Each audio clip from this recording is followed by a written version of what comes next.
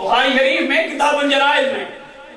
امام بخاری رحمۃ اللہ تعالی علیہ حدیث لائے، حضور نے فرمایا اذا فدیت المیت، جس وقت میت کو غسل اور کفن کے بعد چارپائی پہ رکھ دیا جاتا ہے، احتملها آناقها الرجال، لوگ جب اس کو اپنے کندھوں پہ اٹھا کر میت کو جنازہ گاہ کی طرف چلتے ہیں، فرمایا حضور نے، حدیث بخاری کی ہے، فرمایا اس وقت میت کلام کرتی ہے، اس وقت میت بولتی ہے،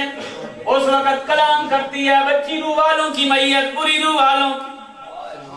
جنہوں نے روح کو قتل کیا ان کی بھی ہے، جنہوں نے نہیں کیا ان کی بھی ہے، دونوں کی میت جا رہی ہیں۔ لوگ کہتے ہیں جی اللہ والے تو شاید بولتے ہیں دوسرے نہیں، میں نے کہا یہاں تو مان لیا، اور ان کانت صالحۃ قالت قدمونی،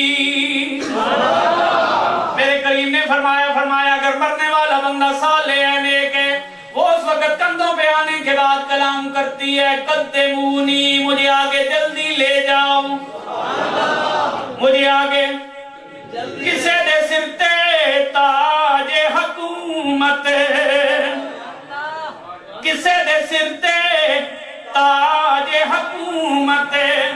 کسے حکم چلاون سکھیا، کسے دے سر دستار امامت، کسے علم پڑھاون سکھیا، کسے نے پالیا فقر دا چولا، کسے زہد کماون سکھیا،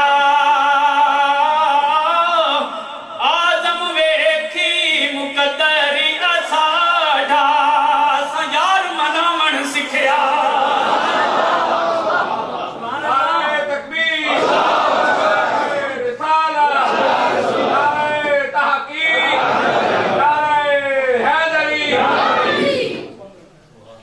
ہر ایک اپنا مقدر ہے، ان کان صالحۃ قالت قدمونی، اگر میت صالح ہو تو میت کلام کرتی ہے،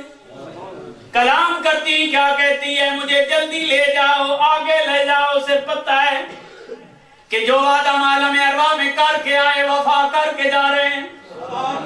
جو وعدہ ہم نے وہاں کیا تھا ہم نے وفا کر دیا ہے۔ وَإِن كَانَتْ غَيْرَ صَالِحَةٍ قالت لِأَهْلِهَا يَا وَيْلَهَا أَيْنَ تَذْهَبُونَ بِهَا، اگر میت غیر صالح ہے، اگر میت گناہگار ہے، فرمایا پھر بھی میت کلام کرتی ہے، اور کلام کرتی میت کیا کہتی ہے، میت کہتی ہے ہائے میرے گھر والوں، ہلاکت اور بربادی ہے، مجھے کہاں تباہی کی طرف لے کے جا رہے ہو، کہاں تباہی کی طرف لے کے جا رہے ہو۔ پتہ یہ چلا بندہ وفا کر کے جائے تب بھی کلام کر رہا ہوتا ہے، بندہ بے وفائی کر کے جائے تب بھی کلام۔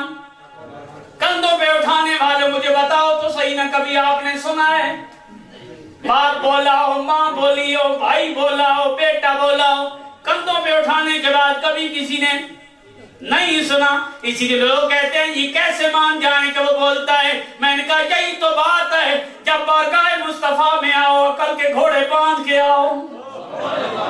حضور کے دربار میں آؤ، عشق کی مالا پہن کے آؤ، آقا کریم نے جو کہہ دیا وہی حق ہے، کیونکہ آقا کریم نے فرما دیا میت بولتی ہے ہم مانیں گے، میت بولتی ہے، حضور نے فرمایا میت سنتی ہے ہم مانیں گے، میت سنتی ہے، حضور نے فرمایا میت کلام کرتی ہے ہم مانیں گے، میت کلام کرتی ہے، کیونکہ آقا کریم صلی اللہ علیہ وآلہ وسلم نے فرمایا۔ باقی رہا یہ سوال کہ ہم نے میت کو کندھوں پہ اٹھایا ہے، ہم نے آج تک یہ آواز نہیں سنی، اس کا جواب بھی حضور سے لیجئے۔ میرے آقا کریم صلی اللہ علیہ وآلہ وسلم نے فرمایا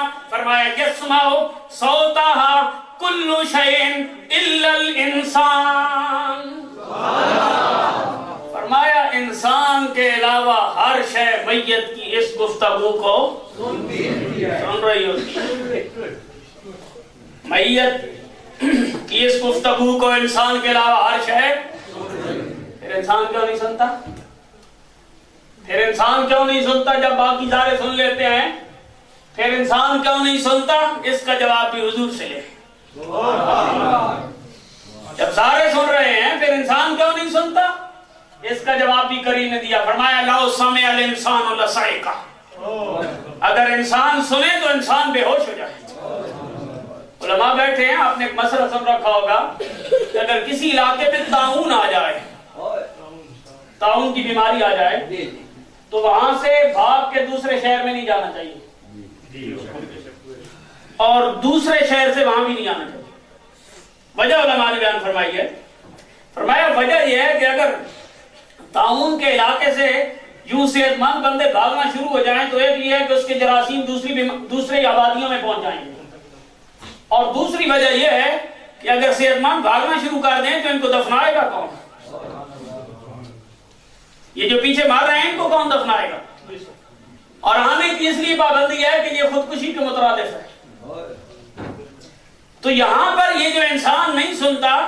فرمایا ایک تو انسان یہ ہے کہ مکلف ہے، اس نے جواب دے ہی ہے، اس کا تعلق عالم غیب سے، بہت سارے جواب علماء نے دیے۔ دوسری بات یہ ہے کہ یہ انسان اگر سنے، اور اس کیفیت میں حضور فرماتے ہیں لو سمع الانسان لصعق، انسان سنے تو بے ہوش ہو جائے، تو اگر دفنانے والے بے ہوش ہو جائیں گے تو مرنے والوں کو دفنائے گا کون؟ انسان کو اس امر سے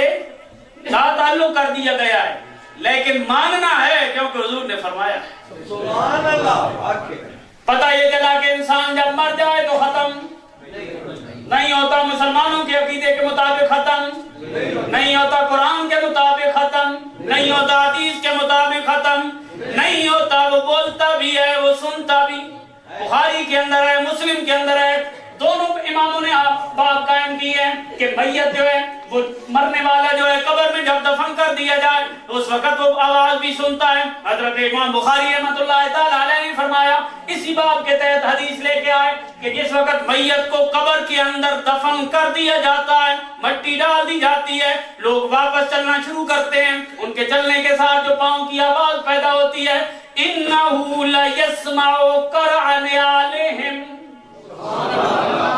حضور نے فرمایا میت کو دفنانے کے بعد جس وقت لوگ واپس آتے ہیں تو چلنے سے جو پاؤں کی آواز پیدا ہوتی ہے، قبر میں مردہ اس کو بھی سنتا ہے، اس کو بھی مردہ قبر والا اتنا بھی سنتا ہے۔ تو پاؤں کی آواز اگر وہ سن لیتا ہے تو بیٹے کی آواز نہیں سن سکتا۔ مشکات کی حدیث ہے، حضور نے فرمایا جو بیٹا اپنے ماں باپ کی قبر پر ہر جمعے کو، یا صرف ماں کی یا صرف باپ کی قبر پر ہر جمعے کو حاضری دیتا ہے، حضور نے فرمایا اس کے لیے جنت ہے۔ شریف حدیث ہے۔ جو بندہ ہر جمعے کو صرف ماں باپ کی قبر پہ حاضری دے اس کے لیے جنت کی بشارت ہے، تو جو قبروں پہ جائے اسے حضور جنت عطا فرمائیں۔ اور آپ کو لوگ کہیں بھئی قبروں پہ جانا ہی شرک ہے، استغفر اللہ معاذ اللہ۔ حضور فرمائے جو قبر کی زیارت کرتا ہے اس کے لیے جنت ہے، اور قبر میں جب وہ جانتے ہی نہیں ہیں تو پھر جاتے کیوں ہیں؟ ایک اور حدیث سنیے، حضرت عائشہ صدیقہ رضی اللہ تعالیٰ عنہ آپ فرماتی ہیں جب میرے قریب میرے روضہ انور کے اندر تشریف لائے، آپ نے وصال فرمایا، اس جان سے دوسرے جان میں تشریف لے گئے۔ حضرت عائشہ کہتی ہیں میں حضور کے دربار میں حاضر ہوتی، بے حجابانہ حاضر ہوتی تھی۔ حضرت عائشہ کہتی ہیں جب میرے والد محترم وہاں دفن ہوئے تب بھی میں حاضر ہوتی تو بے حجابانہ حاضر ہوتی تھی، لیکن جب سیدنا فاروق اعظم رضی اللہ تعالیٰ عنہ وہاں دفن ہوئے، حضرت عائشہ صدیقہ کہتی ہیں اس وقت میں حاضر ہوتی تھی لیکن حجاب کے ساتھ حاضر ہوتی تھی۔ حضرت عائشہ صدیقہ کی یہ بات بھی بتاتی ہے قبر والوں کو بھی نظر آتا ہے باہر،